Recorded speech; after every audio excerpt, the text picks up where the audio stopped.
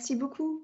Donc, déjà, merci déjà d'avoir dans cette première table ronde un petit peu ouvert sur les trajectoires, ces questions un petit peu d'aller sur les valeurs de terrain. Ça nous amène très naturellement sur la deuxième table ronde qui s'intitule Connaissance des publics et des trajectoires.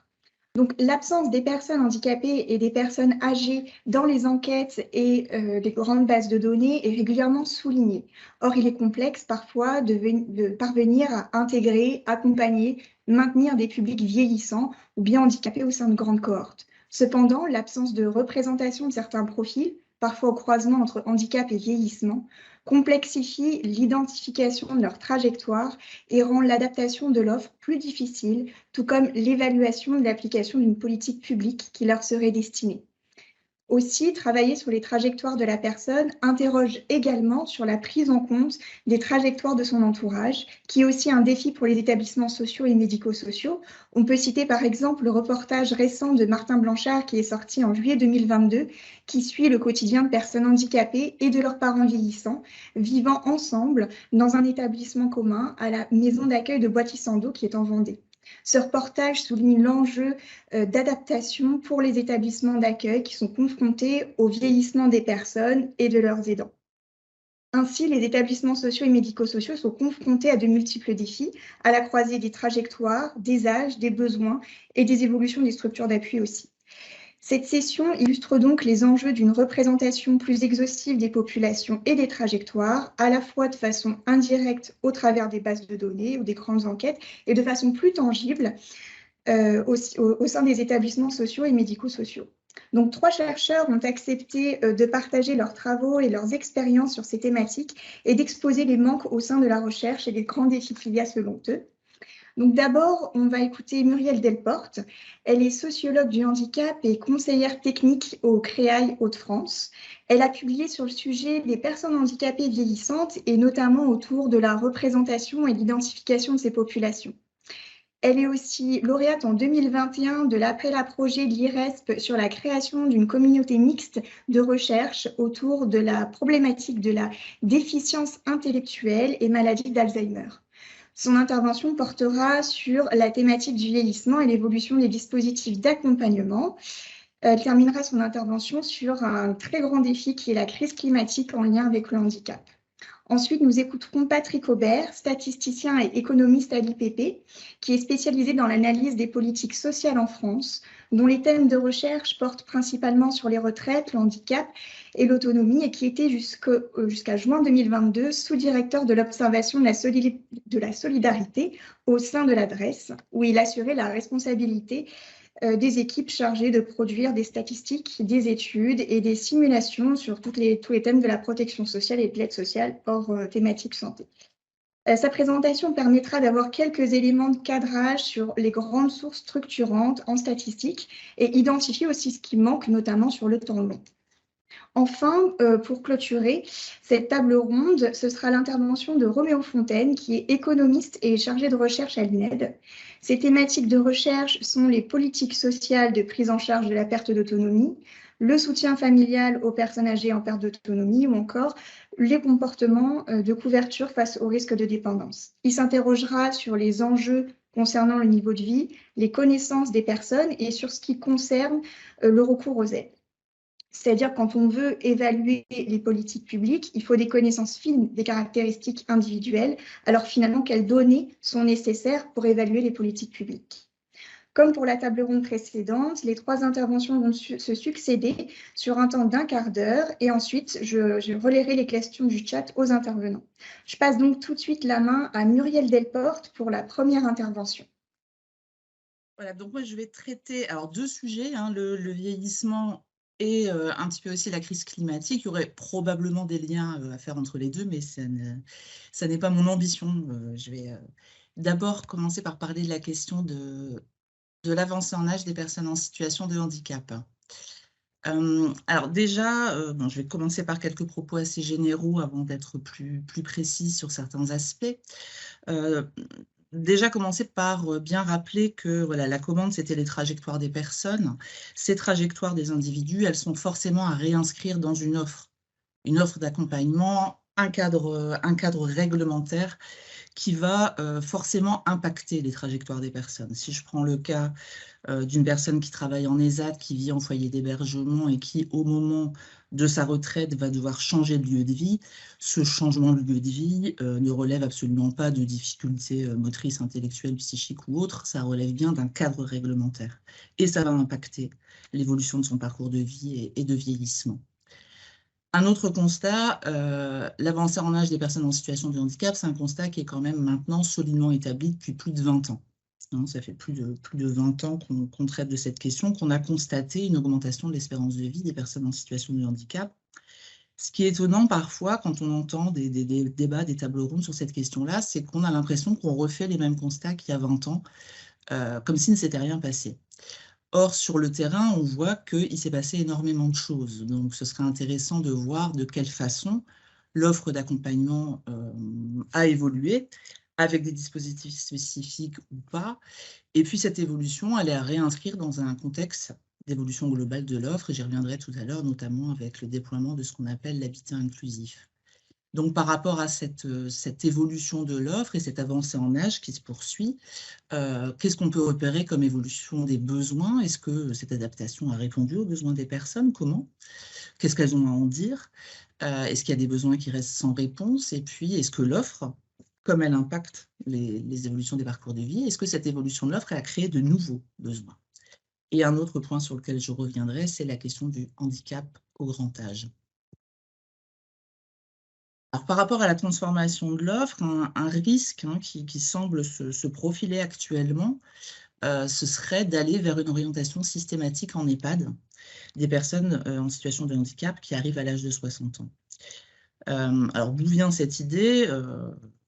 Dans le contexte plus général, on a des établissements dans le champ du handicap qui manquent de place, qui manquent très cruellement de professionnels. Et de l'autre, dans le champ gérontologique, des EHPAD qui, alors suite au Covid, suite à différents événements médiatiques récents, peuvent avoir du mal, eux, à, entre guillemets, remplir leur place. Je suis de plus en plus sollicitée pour des questions comme ça par rapport au vieillissement des personnes en situation de handicap. Et ce qui revient de plus en plus, c'est, tiens, est-ce que vous pouvez nous parler de l'accueil des personnes en situation de handicap en EHPAD, et notamment dans les unités dédiées? Donc l'accueil en EHPAD et en unité dédiée, c'est une solution possible, mais ça n'est pas la seule. Et je pense que ce qui serait vraiment important, c'est de pouvoir justement saisir la diversité de l'offre et la rendre plus lisible. Parce qu'on voit bien, selon les différents territoires à l'échelle nationale, les dynamiques ne sont absolument pas les mêmes. Si je travaille sur la question de l'évolution de l'offre dans les Hauts-de-France, qui est ma région, ou en Île-de-France, où je travaille avec mes collègues, je n'observe absolument pas les mêmes dispositifs, les mêmes choses. Donc, ce serait important de pouvoir mieux saisir cette diversité de l'offre et des expériences qu'en font les personnes. Et je pense que ce qui est important aussi, c'est de sortir d'une réflexion. Voilà, je vous disais tout à l'heure, on m'interroge sur comment ça se passe l'accueil en EHPAD. Encore une fois, c'est une solution, ce n'est pas la seule. Et ce qui est important, c'est de saisir les dynamiques sur les territoires, c'est-à-dire ce qui va faire qu'un EHPAD va pouvoir ouvrir une unité dédiée, accueillir des personnes en situation de handicap. C'est très souvent un partenariat avec le champ du handicap, c'est des co-formations, c'est des professionnels qui se sont rencontrés, qui échangent, qui essayent d'établir, je reprends ce que disait Loïc Andrien tout à l'heure, un langage commun, d'avoir des valeurs communes, quel projet on veut porter ensemble. Et ça serait intéressant de pouvoir observer plus attentivement ces dynamiques sur les territoires. Ce qui pourrait être intéressant aussi, c'est de faire une recherche longitudinale. J'avais fait ma thèse sur le passage à la retraite des travailleurs d'ESAT. J'avais fait des entretiens avec des personnes retraitées et aussi avec des travailleurs en fin d'activité. Mais ce serait intéressant de pouvoir justement accompagner une personne dans les derniers temps de son activité et de voir un peu comment sa trajectoire va évoluer avec son passage à la retraite. Est-ce qu'elle va devoir changer de lieu de vie? Est-ce qu'elle va pouvoir choisir? Quels seront ses critères à elle de choix? Comment on pourra y répondre ou pas? Ensuite, par rapport au développement de l'habitat dit inclusif, qui est très très fort actuellement, ça pose question pour les personnes en situation de handicap vieillissantes, des personnes qui ont toujours vécu en institution depuis leur enfance, ou qui ont toujours vécu avec leurs parents, où elles n'ont pas forcément pu avoir énormément de marge de manœuvre en termes de choix, en termes de décision, hein. Des personnes qui n'ont jamais pu exercer de choix sur les aspects les plus intimes de leur existence, qui ont vécu dans des institutions où on décidait pour elles de l'heure à laquelle elles se lèvent, de l'heure à laquelle elles se lavent, de ce qu'elles vont manger, de l'heure à laquelle elles se couchent. Je prends un exemple rapide. Je parlais il y a quelque temps avec une dame, c'était sa mère qui avait toujours géré tout pour elle, et notamment son argent. Et puis la maman était très âgée, il y avait une mandataire à la protection juridique qui avait été nommée. Et cette dame me racontait avec beaucoup d'émotion que pour la première fois de sa vie, elle est allée faire des courses avec sa mandataire, et elle avait pu, à l'âge de 52 ans, et pour la première fois, choisir elle-même ses sous-vêtements. Vous voyez, c'est vraiment les choses les plus intimes. Donc, ces personnes qui n'ont jamais pu exercer de décision, de choix, quels sont les soutiens nécessaires pour qu'elles puissent accéder à ce type de logement, de forme d'habitat. Il y aurait également une dimension générationnelle, hein, je pense, qui sera intéressante à observer, puisque les personnes qui sont accompagnées dans les établissements et services, les plus jeunes, vont être, je l'espère en tout cas, mais c'est ce qui semble se passer sur le terrain, beaucoup plus socialisées justement à ces questions d'exercice de choix par rapport aux autres, aux plus âgés.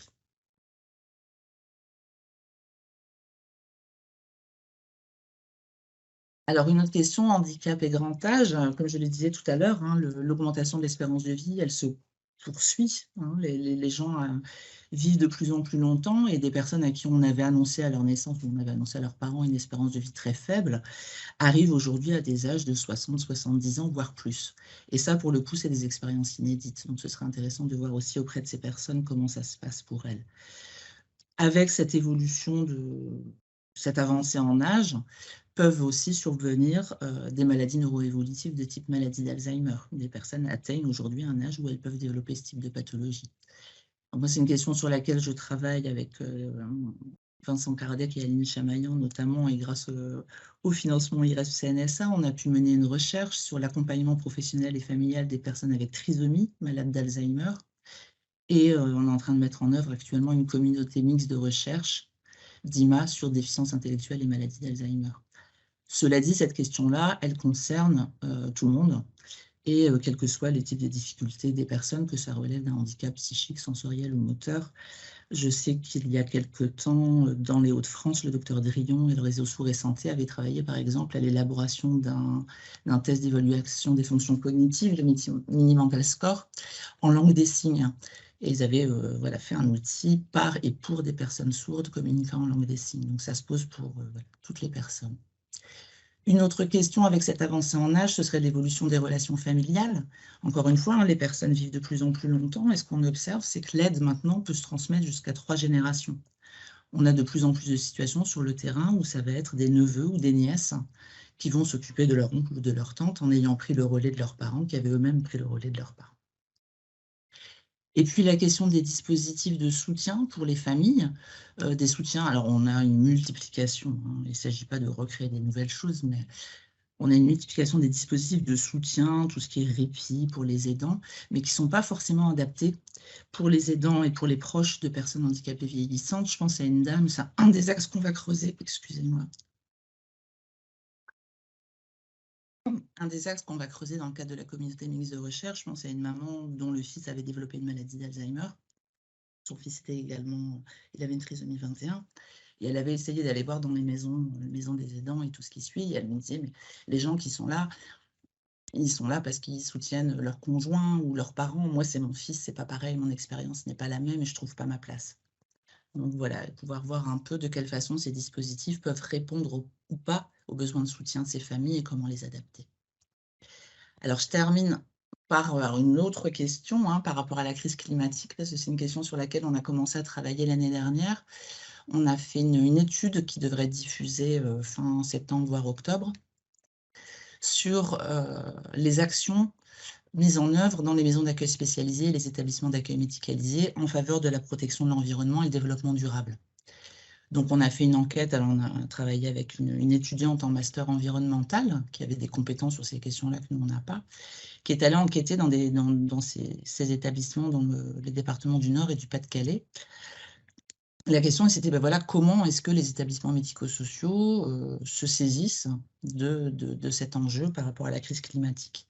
Alors très rapidement, on a pu voir vraiment énormément d'actions, beaucoup voilà, de créativité, d'originalité dans les établissements, et puis surtout beaucoup d'actions qui encouragent une ouverture vers un environnement plus large. Des établissements qui ont de très très grands jardins, par exemple, voire des parcs qui vont développer, se mettre en lien avec des producteurs locaux pour faire de l'éco-pâturage. Je pense à un établissement aussi, pendant la crise Covid, avec le confinement, ils sont allés plus dans le jardin, et puis ils ont commencé à investir le jardin, et puis ils ont créé un jardin potager, et puis ils ont travaillé avec une association locale, ils ont créé des jardins partagés, ils voudraient les transformer en jardins publics. Il y a eu plein de choses autour voilà, du compostage, des ruches et tout ce qui suit. Donc ça amène aussi des dynamiques avec l'extérieur, et la participation, bien entendu, des personnes aussi, des personnes en situation de handicap, à des actions citoyennes comme les ramassages de déchets sur les plages ou ce genre de choses. Donc, il y a un enjeu, c'est de donner de la visibilité à ces actions. Et puis aussi, ce qu'on a pu voir en termes de besoins, c'est de développer des outils de sensibilisation, des outils d'information qui soient adaptés. Alors, on est en train de réfléchir actuellement avec les professionnels à des actions type, voilà, faire des petites fiches en facile à lire et à comprendre, par exemple, pour expliquer c'est quoi les gaz à effet de serre, c'est quoi la crise climatique, c'est quoi le compostage, ce genre de choses. Peut-être adapter aussi des outils existants. On aimerait beaucoup réussir. Alors peut-être que ça a été fait, j'en profite pour lancer un appel. Si ça a été fait, n'hésitez pas. Nous, dans la région, on n'a pas encore trouvé. Mais par exemple, une fresque du climat qui pourrait être adaptée à des personnes en situation de handicap. Sachant que ce qu'on a pu voir, c'est que les contacts qu'on prend avec les acteurs dans le champ du développement durable, de la protection de l'environnement, quand on vient se présenter l'action, ils sont les premiers à dire qu'ils n'ont pas suffisamment pris en compte la question du handicap. Or, il y a un double enjeu. D'abord, que les actions qui vont être mises en œuvre dans le cadre de la crise climatique soient adaptées aux personnes en situation de handicap, qu'on ne refasse pas ce qu'on a fait avec la crise sanitaire, avec la crise Covid, d'imposer des mesures préventives, le port du masque, le confinement et tout ce qui suit, qui sont totalement inapplicables pour une partie de la situation, et les mettre voilà, dans cette injonction paradoxale de devoir faire des choses qu'elles ne peuvent pas faire. Et l'autre enjeu, c'est que on sait que tout ce qu'on peut mettre en œuvre dans le cadre de l'accessibilité des personnes en situation de handicap sert au plus grand nombre, sert à l'ensemble de la population. Et du coup, si on arrive aussi à développer des actions adaptées pour la préservation de l'environnement, ça va contribuer à diversifier la palette d'actions que l'ensemble des membres de la société pourra mobiliser. Voilà, c'était très très rapide pour aborder ce type de questions, donc je reste bien entendu disponible pour les questions. Merci beaucoup, Madame Delporte. Merci pour cette présentation très intéressante et exhaustive. Moi, j'ai vraiment envie de souligner les dimensions générationnelles, le fait que l'aide se transmet désormais même sur 3 générations, et les problématiques de dispositifs de soutien en famille. Et sur vraiment votre dernière slide sur la crise climatique, vraiment, je trouve que ça ouvre sur les questions aussi d'inclusion de ces établissements, de ces populations au sein de finalement d'une dynamique qu'il faut qu'on mette tous en avant. Et voilà, j'avais aussi une petite question justement sur ces différents éléments, notamment sur la crise climatique, qui, j'ai l'impression, sont encore un petit peu embryonnaires à certains endroits. Voilà, est-ce que, je ne sais pas, au niveau de vos départements ou là où sur les terrains sur lesquels vous intervenez, est-ce qu'il y a des dynamiques qui dépassent un petit peu le niveau local, voire le niveau interne à la résidence ou à l'établissement d'accueil, je ne sais pas, des conseils départementaux, des régions qui commenceraient à se sensibiliser aussi sur ces questions-là. Et est-ce que vous remarquez des dynamiques de directeurs d'établissement qui essayent je sais pas, de sensibiliser ces institutionnels? Alors, je ne pourrais pas forcément répondre à cette question parce qu'on commence tout juste. D'accord. En ce qui me concerne, on commence tout juste à travailler là-dessus. Ce qu'on voit, nous, c'est un besoin de dynamique entre les établissements. C'est-à-dire que c'était vraiment à la base D'accord. un groupement d'établissements, excusez-moi, j'ai mis mon chronomètre, un groupement d'établissements qui nous avait sollicité pour travailler sur cette question-là, en disant, ben voilà, on voyait qu'il y avait certains établissements qui avaient déjà développé énormément de choses, d'autres qui commençaient tout juste, et l'idée, c'était vraiment de partager les expériences et de pouvoir ben voilà, s'inspirer les uns les autres.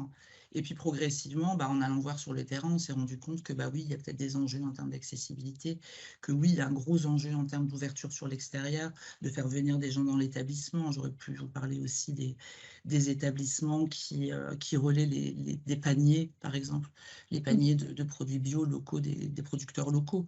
Donc il y a cette dynamique-là. Par contre, en termes de contact avec les autorités de tutelle, je ne pourrais pas. C'est pas apparu en tout cas dans le cadre D'accord, pas pour de l'instant. l'étude qu'on Ok. a vue.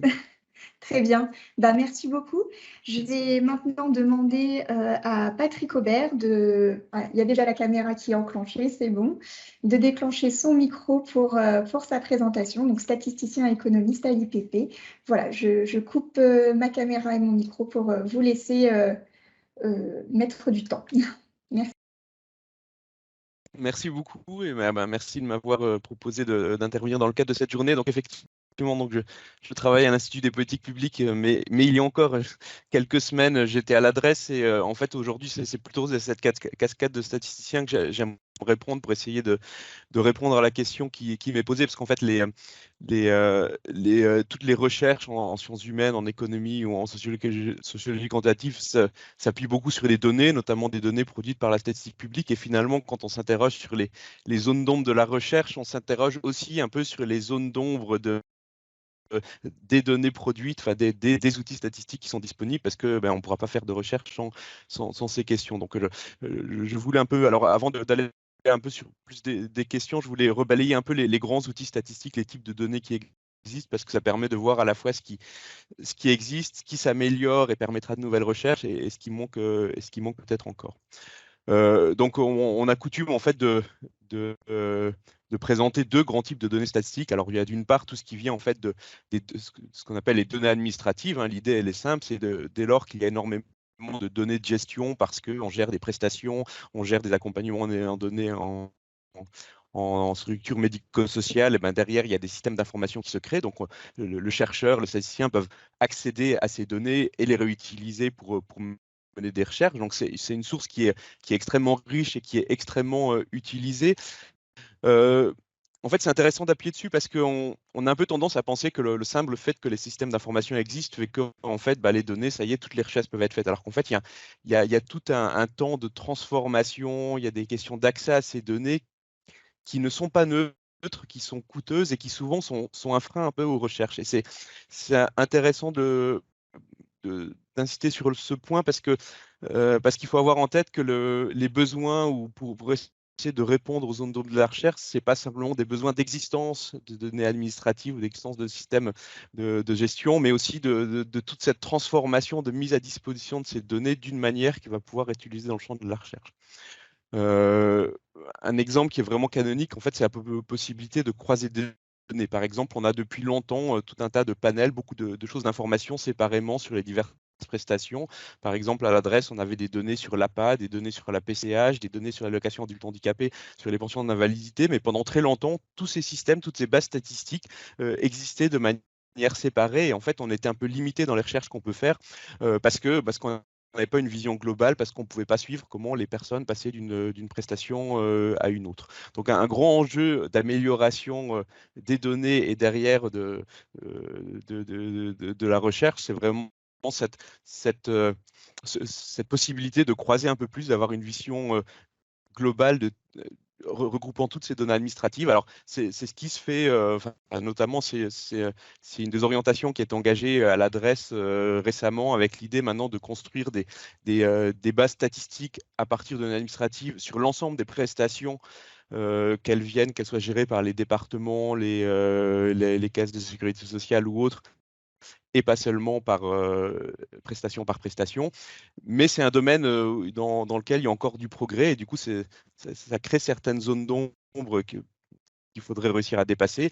Une des grandes limites actuelles, par exemple, c'est la séparation entre tout ce qu'il y a dans le monde des données de santé, avec le système national de données de santé qui utilise ses propres identifiants qui sont très cloisonnés dans une optique de protection.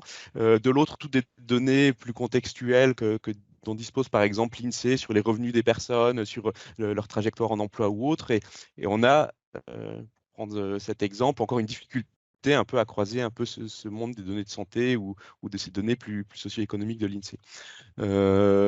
Donc voilà, donc j'insiste un peu sur ce point parce que c'est un des besoins pour combler des zones d'ombre. En fait, il y a beaucoup de systèmes d'information qui se créent, il y a beaucoup de choses qui se font, mais un des besoins, ce sera d'être sûr que toutes ces nouvelles informations pourront remonter à la recherche et pourront remonter d'une manière qui est utile à la recherche, c'est-à-dire d'une manière qui permette d'avoir une vision globale et non un peu information par information. Donc les données administratives sont une des grandes sources importantes de données pour la recherche ou pour les statistiques. L'autre source, c'est bien sûr les enquêtes qui sont menées auprès des personnes, parce que bien évidemment, les données administratives ne permettent qu'une vision administrée des données, c'est-à-dire on ne sait rien par exemple sur les personnes qui ne recourent pas aux prestations en accompagnement, on ne sait rien sur tous les aspects de valeur, d'attente, on ne sait peu de choses sur les réseaux informels. Donc on mène de grandes enquêtes auprès des personnes âgées ou personnes handicapées. Et d'une certaine manière, là, les besoins, ils sont plutôt liés au fait que les enquêtes, souvent, sont très chères, donc sont faites de manière très éloignée dans le temps. Et une difficulté bien connue qui va être en passe d'être réglée, c'est que dans le domaine du handicap, la dernière grande enquête qui a été réalisée, c'était l'enquête handicap santé, donc à la fin des années 2000, et on est en attente de nouvelles données. Et donc là, c'est quelque chose qui va venir très prochainement, puisque l'adresse mène actuellement sur le terrain en partenariat avec l'INSEE l'enquête autonomie qui va permettre de remettre à jour toutes ces données d'enquête directement demandées aux personnes.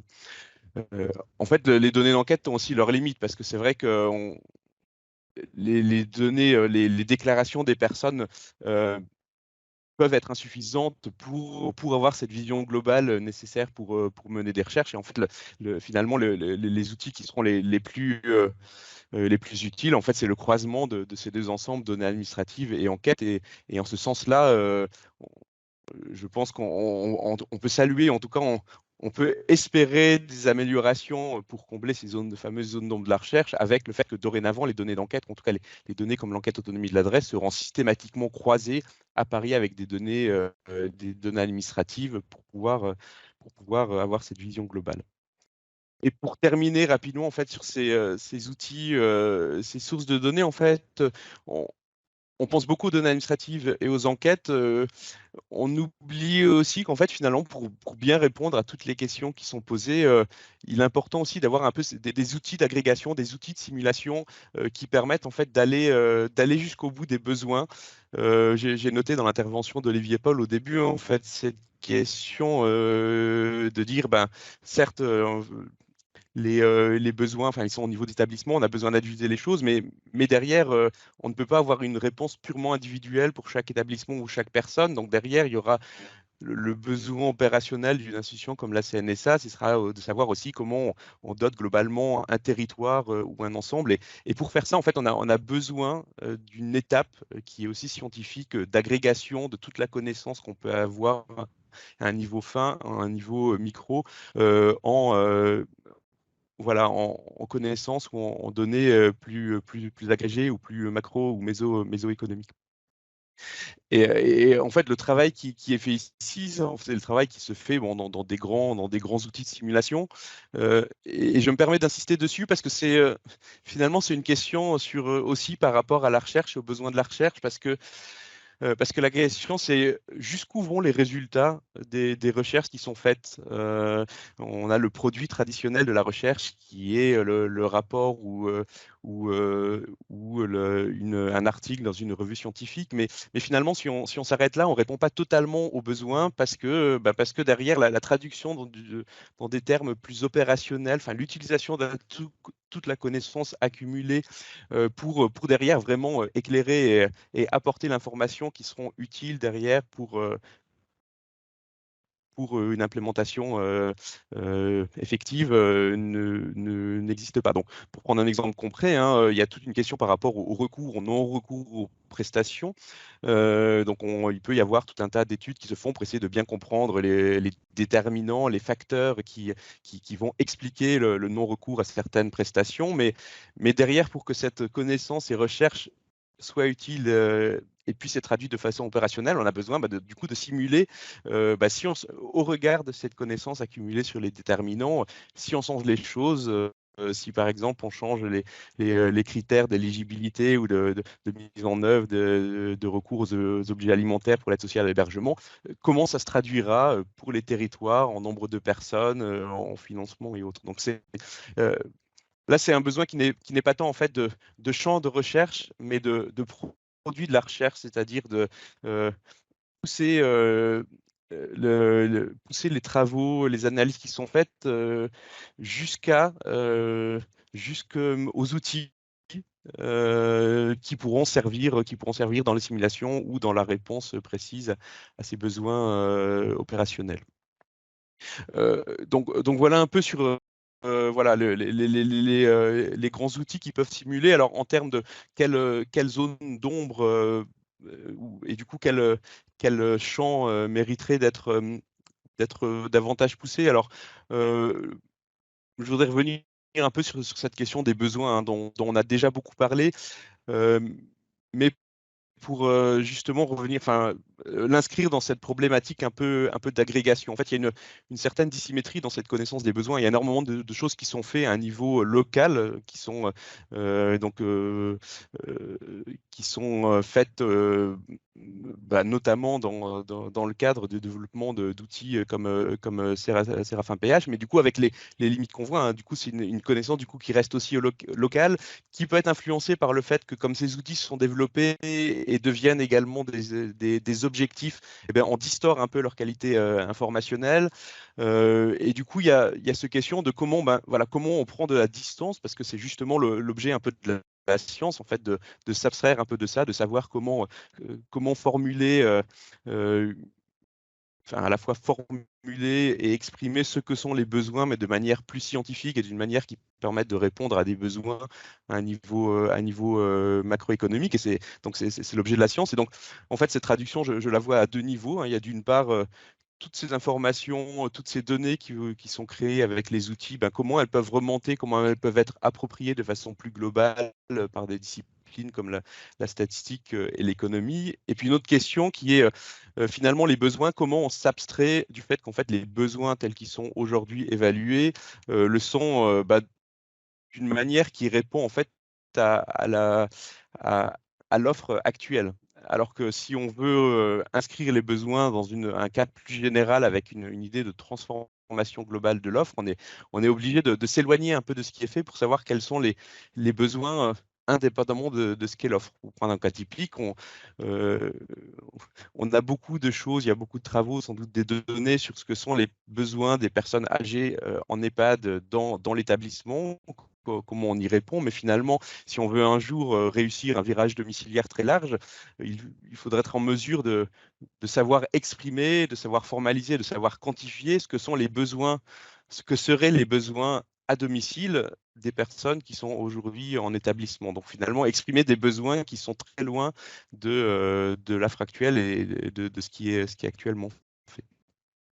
Donc ça, c'est le premier champ. L'autre champ sur lequel je pense qu'il y a des zones d'ombre et des besoins à la fois pour les données et puis du coup pour l'utilisation des données de la recherche, c'est dans tout ce qui est dans la connaissance des parcours et notamment les parcours sur un temps long. Donc alors bien évidemment, hein, tout le monde en est conscient et les producteurs de données statistiques essayent le plus possible de fournir des données qui permettent de suivre les parcours, mais on reste un peu limité par les possibilités techniques, en particulier dans le suivi longitudinal, il est quand même toujours plus facile à partir de données administratives parce qu'on recueille régulièrement au cours du temps l'évolution des personnes dont le recours soit aux prestations, soit aux accompagnements, mais ça fait que les outils qui sont disponibles sur les parcours, c'est souvent une observation d'enquête à un temps donné, et puis des parcours un peu sur le temps long, mais qui sont des parcours dans le recours effectif aux prestations ou à l'accompagnement. Et ça a une limite, c'est que du coup, en fait, on connaît les parcours.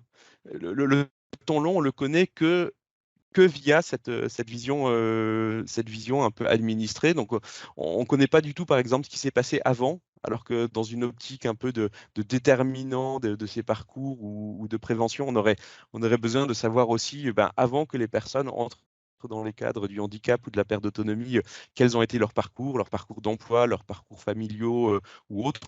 Donc il y aurait vraiment ce besoin de savoir élargir un peu la connaissance des parcours au-delà de simplement le temps pendant lequel les personnes rentrent dans le champ qui nous intéresse ici, de personnes handicapées ou de personnes en autonomie. Et puis on aurait aussi besoin de connaissance des parcours en pouvant faire le focus sur ces moments d'accélération, en fait, où il se passe beaucoup de choses, parce que c'est vrai, quand on construit des données administratives permettant de suivre les évolutions dans le temps, on a un peu un pas régulier, donc on regarde un intervalle toutes les années ou tous les 4 ou 5 ans, alors que bien souvent, on voudrait pouvoir avoir beaucoup plus de données ou regarder beaucoup plus les choses au moment des transitions, par exemple, au moment ou juste avant l'entrée en établissement ou les autres. Donc ça, c'est aussi un besoin voilà, qui fait partie pour moi des zones d'ombre des données et des zones d'ombre du coup de la recherche. Dans ce cadre-là, un besoin particulier qu'on pourrait noter, c'est aussi tout ce qui peut se passer avant la prise en charge dans le médico-social, par exemple, toute la trajectoire qu'il peut avoir dans l'action sociale des caisses de retraite, par exemple, toute cette aide préalable ou toute cette aide sur l'adaptation au logement avant que les gens soient pleinement entrés dans les dispositifs mieux connus, médico-sociaux, plus institutionnalisés. On a très peu de données sur ces sujets et c'est clairement quelque chose pour lequel il y a un besoin en termes de recherche et de données. Voilà. Et dernier grand ensemble que j'identifie comme un besoin, en fait, c'est tout ce qu'il y a autour des données contextuelles, donc des données d'environnement. Alors, il y a notamment la question de l'environnement familial qu'on essaye déjà de bien prendre en compte dans les enquêtes, mais il y a aussi les questions d'environnement géographique, de ce qu'il y a, les personnes habitent quelque part, et finalement, comment l'environnement va aider ou non dans leur situation. Par exemple, comment la qualité ou non de l'accessibilité des transports autour, dans l'environnement où la personne habite, va se traduire sur ses besoins, sur ses conditions de vie. Donc, en fait, on doit faire le lien entre les données sur la personne elle-même et les données sur tout ce qu'il y a autour, toute cette information géographique qui pour l'instant n'est pas encore, voilà, qui se fait un peu, mais pour lequel on pourrait aller beaucoup plus loin et qui, je pense, c'est une des voies d'amélioration, enfin un besoin d'amélioration, encore une fois, des données, et puis derrière, du coup, de la recherche qui va utiliser ces données. Voilà, je vous remercie. Merci beaucoup pour cette intervention qui était vraiment très passionnante et qui nous a permis d'avoir un bon cadrage sur les différents éléments. Alors, on a eu un long commentaire très intéressant dans le chat, mais je pense que ce sera intéressant d'y revenir quand on fera notre petit temps commun après la prochaine intervention qui interpelle aussi bien votre intervention que les appels à projets de l'IRESP de manière générale sur finalement des aspects peut-être un peu plus, vraiment appuyés sur l'interdisciplinarité finalement pour pouvoir cumuler ces besoins d'informations préalables, d'enquête préalable, et puis aussi la facilité, enfin, entre guillemets, dont vous avez évoqué une fois que la personne fait partie de bases administratives, de données administratives, il y a parfois une facilité à avoir certaines données, mais quel était l'avant, d'où vient cette personne et finalement comment reconstituer, peut-être à partir de différentes disciplines, une trajectoire d'une personne. Je vous remercie et on va tout de suite passer, pour garder un peu plus de temps pour les questions, on va tout de suite passer à la dernière présentation de Roméo Fontaine, donc, qui est chargé de recherche à l'INED, à l'Institut national d'études démographiques et économiste. Donc, je vous laisse projeter votre diaporama et vous avez 15 minutes et ensuite on reviendra sur ces discussions passionnantes après votre intervention. Merci beaucoup. Ok, donc encore une fois, merci aux organisateurs, aux organisatrices. Merci à vous, Célia, de m'avoir invité à cette matinée et à cette table ronde.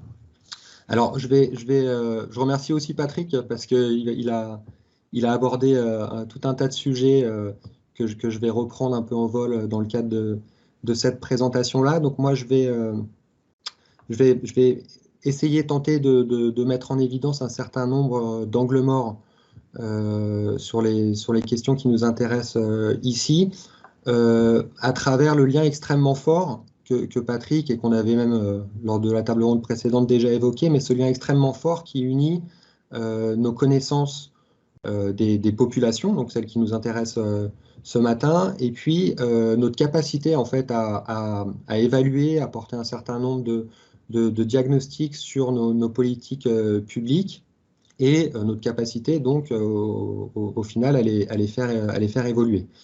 Donc mon objectif, ce sera de partir d'un certain nombre de questionnements et de débats qui sont relativement structurants autour de nos politiques publiques, et de mettre en évidence comment les réponses qu'on apporte à ces questions, en tout cas les réponses qu'on apporte dans le monde de la recherche, sont parfois assez fragilisées par un certain nombre de méconnaissances ou d'angles morts sur les populations, leurs caractéristiques, leurs comportements.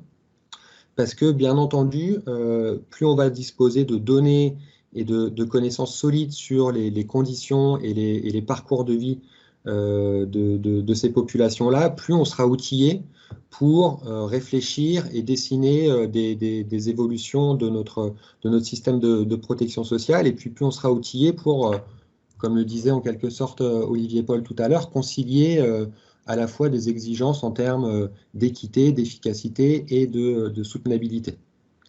Alors, donc grosso modo, toutes ces connaissances sur les populations en situation de handicap ou de perte d'autonomie sont nécessaires pour tout d'abord évaluer les politiques publiques actuelles, c'est-à-dire faire un certain nombre de diagnostics sur, par exemple, voilà, la manière dont, si je prends cet exemple-là, l'APA ou la PCH répondent aux besoins des personnes, sont nécessaires pour anticiper l'évolution des besoins. Donc là, je prends l'exemple de l'évolution de la capacité d'accueil en EHPAD qu'on a déjà évoqué, avec, on le sait, des scénarios d'évolution qui sont au final assez sensibles à un certain nombre d'hypothèses qu'on fait sur les comportements et sur l'évolution des besoins. Et donc ça nécessite un certain nombre de connaissances et de données. Je prends l'exemple, juste pour citer un des travaux d'Amélie Carrère, qui montre que la non prise en compte de la situation conjugale des personnes âgées en perte d'autonomie, donc là en particulier la non prise en compte du fait que à l'avenir un certain nombre, à l'avenir la proportion de personnes âgées en perte d'autonomie vivant en couple va augmenter, et ben ça conduit à surestimer le besoin de capacité d'accueil. Donc un exemple qui illustre bien la nécessité de porter un regard assez précis sur qu'est-ce qui influence les comportements. Et puis dernier élément qui est évidemment important, et Patrick l'a évoqué tout à l'heure, c'est très souvent une finalité souhaitée, ou en tout cas souhaitable, d'un certain nombre de travaux qui visent à estimer ou simuler l'effet d'un certain nombre de réformes pour voilà, faciliter les arbitrages qui sont nécessaires. Alors, je précise juste, donc moi je ne vais pas beaucoup axer ma présentation au sens strict sur les données, puisque Patrick l'a très bien fait, il connaît ça beaucoup mieux que moi. Mais en tout cas, voilà, compléter ce qu'on a dit tout à l'heure sur le fait que les angles morts qu'on peut mettre en évidence, et on peut en mettre en évidence un certain nombre, il ne faut pas uniquement les mettre sur le dos d'un manque de données. Il y a effectivement plein de choses, des données qui manquent, mais on a aussi aujourd'hui beaucoup de données, et l'adresse, entre autres, a quand même, sur ces dernières années, produit un nombre conséquent de données qui sont extrêmement utiles. Donc très souvent, des données existent, mais il y a d'autres facteurs qui expliquent ces zones d'ombre.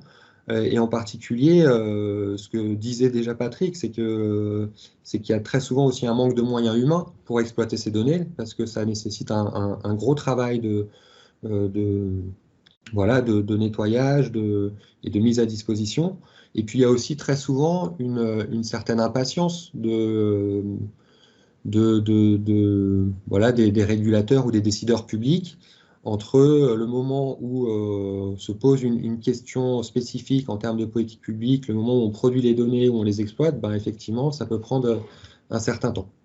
Donc voilà, encore une fois, juste pour insister sur le fait que ce n'est pas uniquement un problème de données. Donc moi, je vais me baser sur mon expérience à partir de 2 séries d'illustrations, donc de manière très synthétique hein, pour respecter mon temps de parole. Une première série d'illustrations à partir d'un projet de recherche donc qui est lauréat de l'appel à projet du PPR Autonomie. Donc c'est un projet qui n'a pas commencé, hein, qui débutera en 2023 sur une durée de 5 ans et qui va s'intéresser à la segmentation par âge des politiques d'aide à l'autonomie. Et puis, je m'appuierai également sur un certain nombre de travaux qui sont menés par le Conseil de l'âge sur globalement les politiques de soutien à l'autonomie, mais je prendrai un exemple un peu spécifique pour illustrer le lien entre des recommandations qui peuvent être faites en termes de politique publique et la disponibilité de données. Alors, la première illustration que je propose, c'est tiré du projet que j'évoquais précédemment, donc le projet CAPA sur la segmentation par âge des politiques d'aide à l'autonomie. Donc vous le savez aussi bien que moi, hein, cette question de la segmentation par âge des politiques publiques est une caractéristique très structurante aujourd'hui de notre modèle de protection sociale. C'est une caractéristique qui est remise en cause depuis longtemps, hein, en tout cas qui est questionnée dans le débat public. Alors généralement autour de la question de l'égalité de traitement entre population handicapée, donc avant 60 ans, et population en perte d'autonomie, qui est questionnée aussi, on l'a vu au début de cette table ronde, autour de la question des ruptures de prise en charge et des difficultés que rencontrent les populations handicapées vieillissantes. Et puis, naturellement, cette question-là, elle prend un sens nouveau dans le cadre de la création de la 5e branche de la sécurité sociale. Donc il y a une vraie interrogation sur l'opportunité ou non d'aller vers une plus grande convergence ou pas de ces 2 régimes. Et le constat qu'on est contraint de faire aujourd'hui, c'est qu'on a des connaissances scientifiques qui sont jugées insuffisantes pour apporter des éléments de réponse à cette question de l'unification, ou en tout cas de la convergence des 2 régimes, parce que ça a des implications extrêmement variées et extrêmement complexes. Aujourd'hui, on dispose pas d'un certain nombre de connaissances qui nous permettraient de réfléchir un peu plus précisément à ça. Donc c'est l'objectif du projet, hein, de produire, on va dire, des connaissances scientifiques pour positionner une réflexion sur cette thématique-là. Donc je vais très rapidement évoquer trois domaines auxquels on pense prioritairement quand on questionne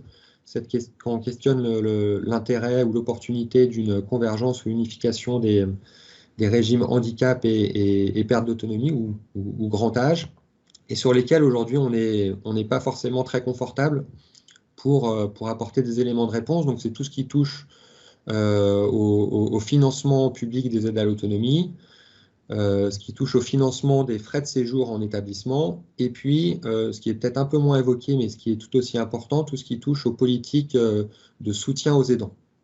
Donc qui sont trois dimensions sur lesquelles il y a un vrai poids de la segmentation des politiques et des vraies différences entre le champ du handicap et de la dépendance.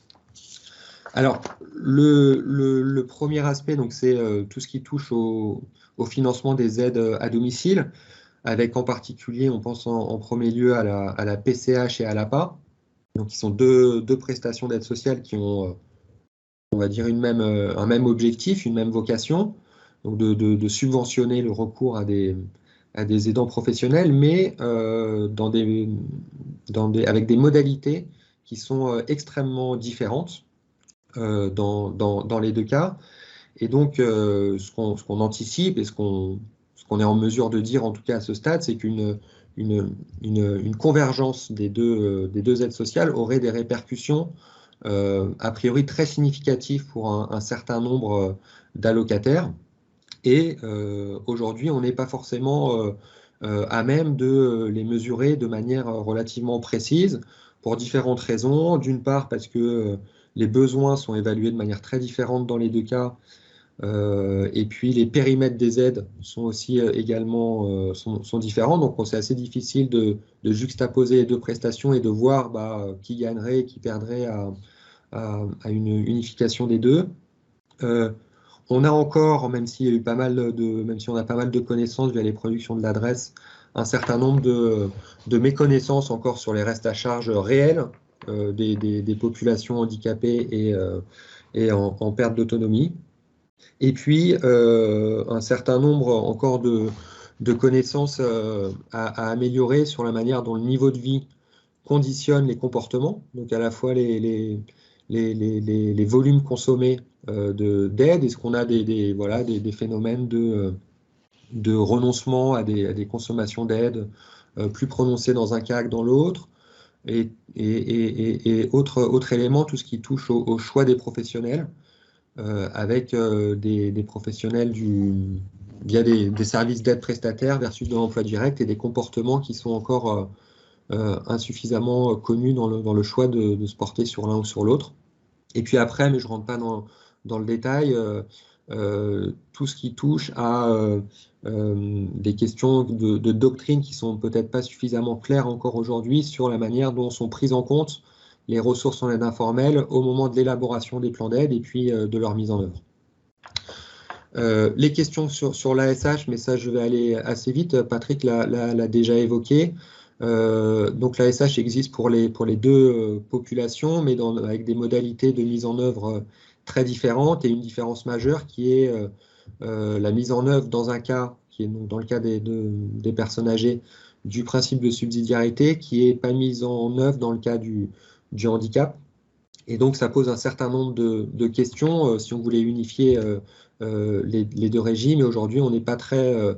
on ne dispose pas d'énormément de connaissances pour simuler et anticiper ce que voudrait dire une convergence des deux modèles d'ASH. Il y a ce que j'évoquais, donc toute la question de l'aide aux aidants, donc avec des régimes et des droits sociaux accordés aux aidants qui sont différents suivant qu'on aide une personne, par exemple, bénéficiaire de l'APA ou une personne bénéficiaire de la PCH ou de la EEH, donc des droits différents.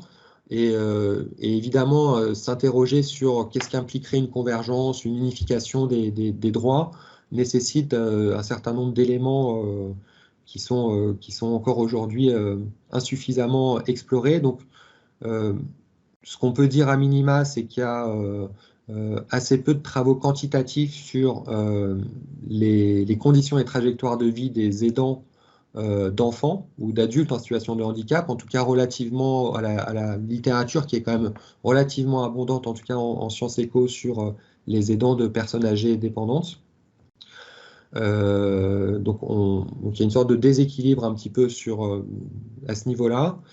Il y a aussi un certain nombre de travaux sur les répercussions professionnelles de l'aide, mais à mon sens, assez peu de choses sur les répercussions en termes de niveau de vie, et ce qui me semble un élément important et qui est peu documenté, sur la manière dont l'aide pèse sur les situations ou trajectoires familiales. Donc je pense en premier lieu aux parents d'enfants en situation de handicap, donc à la fois sur des éléments démographiques qui touchent à la formation, les ruptures d'union et les comportements de fécondité. Et puis il y a peu de connaissances statistiques globalement, même s'il y a des travaux qualitatifs, en particulier certains travaux qui ont été soutenus dans le cadre des projets IRESP et CNSA, sur la problématique de l'indemnisation, du dédommagement des proches aidants. Donc je termine juste là-dessus, et puis je laisserai de côté d'autres problématiques qui ont été évoquées par Patrick tout à l'heure sur le recours et le non-recours aux aides, que je voulais évoquer par la suite, mais je vais laisser ça de côté pour terminer sur un dernier constat qui me semble doit être fait, sur le fait que globalement, la problématique de l'aide est assez peu présente dans les enquêtes en population générale. Alors certes, dans beaucoup d'enquêtes aujourd'hui, on a fréquemment une question un peu générique sur est-ce que la personne enquêtée aide un proche, mais globalement, on ne peut pas faire grand-chose de ça parce que très généralement, ça va englober une population d'aidants extrêmement large avec des aidants qui aident de manière occasionnelle et d'autres qui aident de manière très intensive. Et donc, on n'est pas très à l'aise pour exploiter cette information. Alors évidemment, à côté, il y a des enquêtes spécifiques auprès des aidants et je pense bien sûr aux enquêtes de l'adresse dans les différents dispositifs autonomie ou care. Donc, qui sont très importantes parce qu'elles permettent de caractériser les comportements d'aide, mais leur limite intrinsèque, c'est qu'elles ne permettent pas de disposer d'un échantillon de non-aidants, donc d'une sorte de contrefactuels qui sont relativement importantes parce que c'est évidemment en comparant des aidants et des non-aidants qu'on pourra évaluer de manière rigoureuse quels sont les effets concrets de l'aide sur les conditions et parcours de vie, et puis réciproquement, quelles sont la manière dont les parcours et les conditions de vie conditionnent l'investissement dans l'aide. Voilà, je m'arrête là, Célia, pour laisser place éventuellement à la discussion et je vous remercie pour votre attention. Eh bien, merci beaucoup à tous les trois pour avoir respecté le temps de parole. Je vais vous demander du coup juste de remettre vos micros, vos caméras à tous les trois et puis vous pouvez arrêter le partage de présentation pour pouvoir passer à du coup 5 petites minutes de questions et ensuite on fera une petite pause. Donc déjà un grand merci à tous les trois pour ce panel très intéressant qui va de la sociologie à la statistique et à l'économie. Justement, pour cette table ronde, on voulait des disciplines qui étaient assez larges dans les sciences sociales, qui rejoint tout à fait une grande réflexion intéressante qu'on a eue qui se destine aussi bien en fait aux présentateurs, mais aussi le reste, sur finalement l'intérêt d'avoir des projets pluridisciplinaires qui mélangeraient aussi bien les enquêtes qualitatives, les enquêtes territoriales, les enquêtes en sciences humaines et sociales et en travail social. Alors, les appels à projets de l'IRESP ont une vocation pluridisciplinaire, mais voilà, je voulais savoir si dans vos recherches respectives, c'est pas toujours évident de faire de la pluridisciplinarité.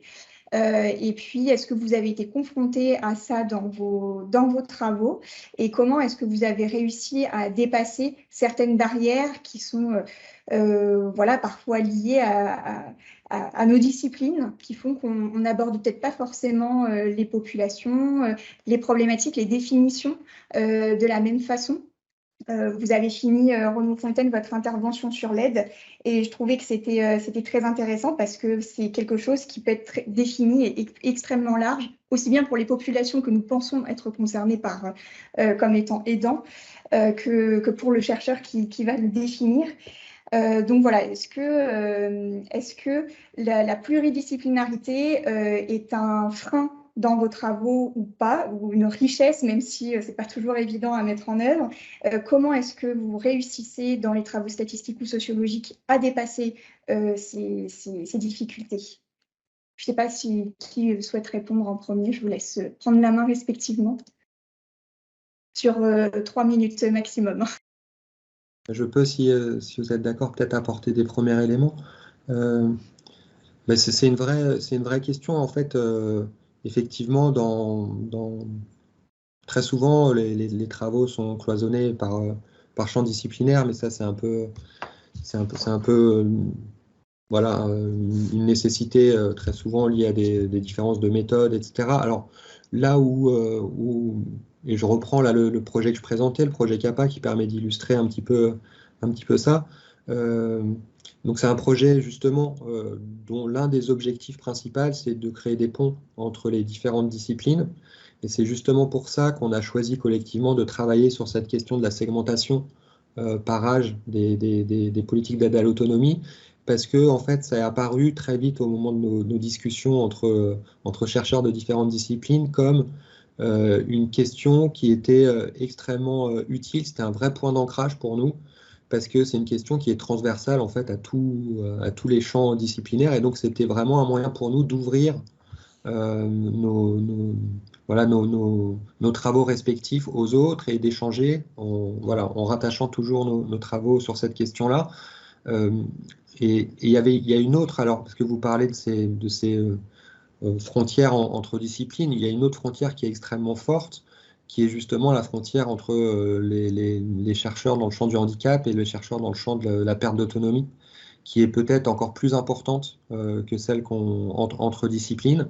Et on l'a bien vu, nous, au moment de dès qu'on échange entre nous, on a les spécialistes du champ du handicap, les spécialistes du champ de la perte d'autonomie, et en fait,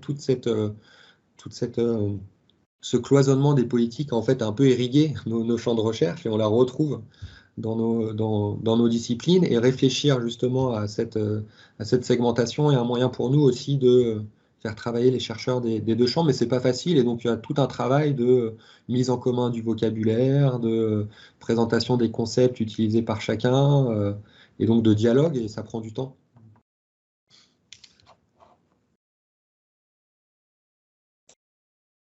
Merci beaucoup. Patrick Aubert ou Miral Delporte pour quelques minutes à nouveau, et après on fera une pause. Oui, donc juste voilà, je rejoins sur la segmentation entre les disciplines. Après, moi, je pense que toutes les recherches ne doivent pas forcément systématiquement être pluridisciplinaires. Par contre, ce qui est important, c'est de pouvoir avoir des temps d'échange pour échanger effectivement sur nos travaux et pour pouvoir les mettre en discussion. Je laisse la parole à Monsieur Aubert. Non, alors je suis entièrement d'accord aussi, hein, la pluridisciplinarité ne doit pas faire oublier que chaque discipline déjà doit répondre aux questions qui lui sont posées. Après, non, je vais revenir en fait là encore sous ma casquette de statisticien, la manière un peu d'essayer de prendre en compte ce sujet lorsqu'on fait des grandes enquêtes quantitatives. En fait, c'est l'articulation en disant ces enquêtes sont faites, mais elles peuvent avoir une fonction qui est de servir d'échantillon derrière pour faire des post-enquêtes qualitatives. Donc, sur le papier, c'est un peu le cadre idéal, c'est-à-dire qu'on a déjà recueilli énormément de données, on sait beaucoup de choses sur les personnes, et en plus sur un sous-échantillon, on va pouvoir mener des travaux plus qualitatifs. Donc c'est un modèle, je pense, qui peut gagner à être développé. Personnellement, sur les exemples passés, je reste un peu frustré. En fait, en pratique, c'est compliqué parce qu'il y a des questions après derrière. Pour mettre en œuvre tout ça, il y a des questions de calendrier. Forcément, l'enquête quantitative vient en premier.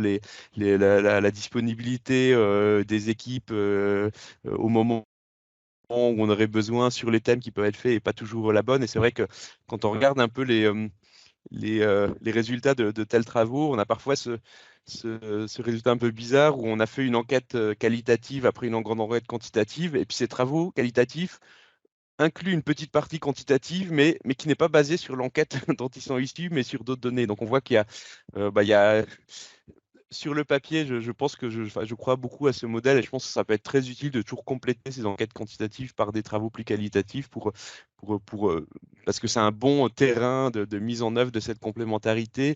En pratique, je pense on peut progresser parce qu'on n'a pas totalement vraiment exploité ces possibilités sur les enquêtes passées. On reste encore sur, finalement, l'enquête est un prétexte à faire du qualitatif, mais finalement, c'est un travail qui reste à part et qui n'est pas encore vraiment pluridisciplinaire.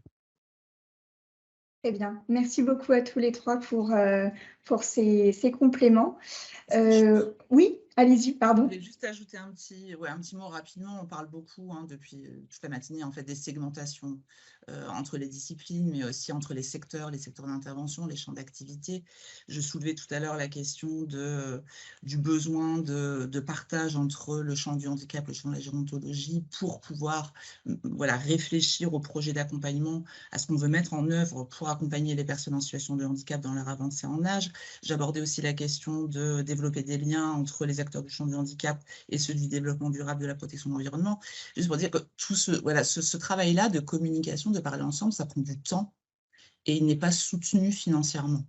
Et ça, c'est un vrai défi pour les professionnels sur le terrain. Moi, je vois des dispositifs qui font vraiment des actions, vraiment du travail exemplaire. Mais c'est la course tout le temps, parce que développer les partenariats, prendre le temps d'aller discuter dans les établissements, de faire des cafés-débats sur des thématiques, tout ça, ça n'est pas valorisé dans la charge de travail, alors que c'est indispensable pour permettre l'accompagnement. Donc, je pense qu'il y aurait aussi un travail à faire pour voir comment on peut mieux soutenir les professionnels, les différents acteurs dans ce travail de communication, de partage de connaissances qui est indispensable. Très bien, merci beaucoup pour ces différentes réflexions. On va clore du coup cette deuxième table ronde. Et avant de continuer avec la dernière table ronde sur les établissements et ces alternatives, on vous propose de faire 10 minutes de pause. Et donc du coup, on reprend à 11h35 pour garder nos 5 minutes de retard depuis le début de la séance. Donc c'est bon, merci à tous. Et je vous dis du coup dans 10 minutes. Merci, toujours sur le même lien. Voilà, ne bougez pas.